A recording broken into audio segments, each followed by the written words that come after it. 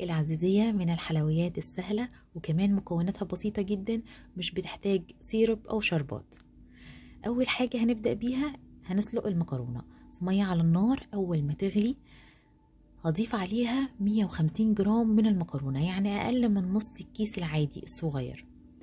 150 جرام من المكرونة. طبعا تقدروا تستخدموا أي نوع مكرونة تحبوا، بس هي أساسها المكرونة الأقلام. أول ما تستوي أنا هسويها بنسبة 100% بس من غير ما تتهري. بعد ما تستوي هصفيها كويس جدا، وبعد كده في حلة تانية على النار فيها 2 لتر حليب. أنا هعمل مقاس صينية كبير، مقاس 36.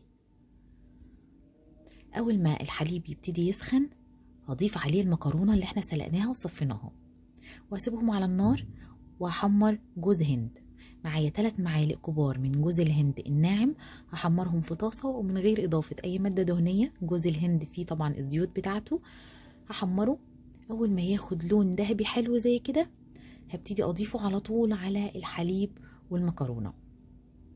هنا لو نلاحظ ابتدوا يسخنوا مع بعض قبل ما يغلوا على طول. وهنضيف كمان السكر، والسكر على حسب الرغبة زي ما تحبوا.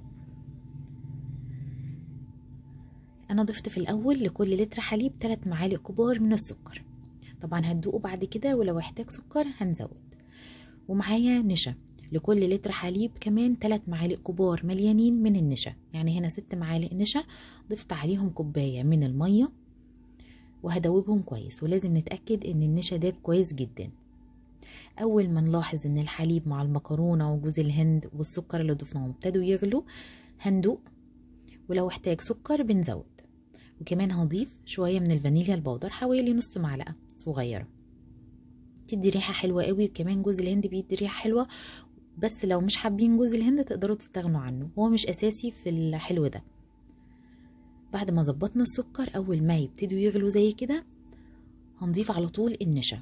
ولازم واحنا بنضيف النشا نقلب اهو، هنقلب بايد وهنضيف النشا بالايد التانية.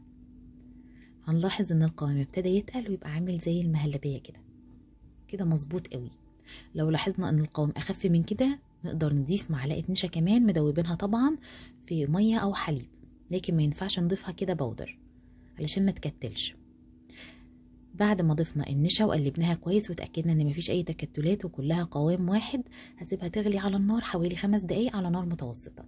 وبعد كده هصب المكرونة بتاعتي في صينية مدهونة سمنة او زبدة، ما ينفعش زيت. في الحلويات الشرقي ما ينفعش زيت خالص.